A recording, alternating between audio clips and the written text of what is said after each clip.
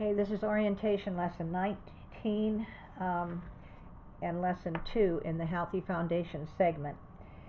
So growing your own is important, or being able to get foods from local growers. We talked about that in the last lesson. It's important because of the nutrients that are in the ripe foods.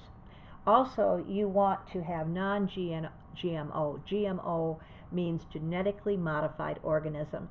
And you will find that most corn that we have, most soybeans that we have, are genetically modified, as are some other crops. One of the things that we want to avoid, why we want to avoid with GMOs, is that we don't know totally what is going to happen down the road with these genetically modified organisms. We do know that animals, if they are given a choice, will not eat the genetically modified crops.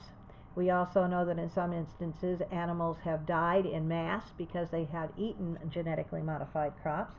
And so it's just kind of a precautionary measure. What's wrong with GMOs? Well, I want to read here. We don't know the long-term effects, and that's a problem.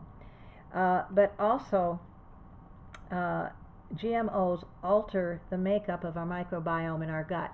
And our gut is the home of our immune system. 70% of our immune system is in our gut.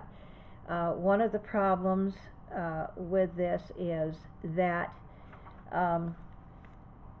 glyphosate, that is a major player in the GMO crops. Glyphosate is the main ingredient in Roundup, and this is sprayed upon the GMO crops. The GMO crops are specifically genetically modified so they can withstand the poison of glyphosate. The glyphosate, of course, gets in the crops, and it gets in us, and that's a big problem. It destroys our microbiome. It also, because of the fact that the genetically modified foods, some of them do not contain all of the building blocks that we need to make neurotransmitters in our gut. Now, neurotransmitters you would think would be made in the brain, but most of them are actually made in the gut and transported to the brain. It prohibits us from making as many neurotransmitters as normal, and therefore it actually dumbs us down a bit.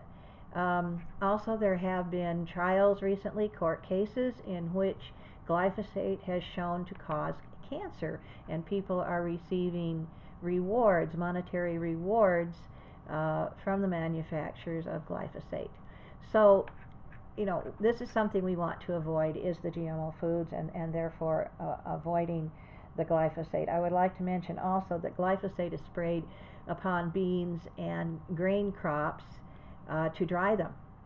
And so you need to go organic in order to avoid the glyphosate as much as possible. So that is lesson 2.